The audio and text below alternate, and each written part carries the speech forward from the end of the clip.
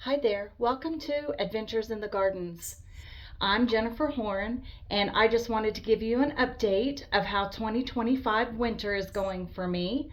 I have been doing a little bit of devotion work in the book that I wrote on winter. I have one for every season, but in winter, I was reading this morning in this book, and there are a lot of gardening things. If you like gardening as a hobby or as a profession, you would probably love this devotion. But one of the things that led me to sit in this area and talk to you guys today is one of the things that I was spoken to in my quiet time in my gardening hobby, and that was to plan for expansion.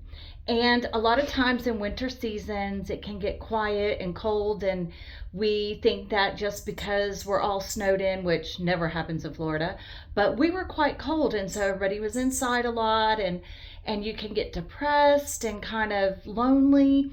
Well, not for me. God let me know several years ago that winter was a time for quietness and for listening to him and planning. And I did that this past winter. As a matter of fact, I'm sitting in an area that I have gotten for an expansion. One of the things that God's expanding in my life is to care for a lot more people. I have a grandbaby that will be here any day. I have 3 other grandchildren, all boys, and I have 3 sons that are grown, and I have my parents who've moved back here and taking care of them, and my husband and my family and myself. So sometimes we find that we don't do a proper plan with those things, and we get overwhelmed, and the seasons come throughout the year and things just get really hard. Well, God let me know that if I took the time to plan with him the things, that I would be okay, because I would be doing it his way and doing what he wanted. And so in this devotion, it talks about asking the questions of, what new area are you doing outside in your house and garden, as well as inside in your heart?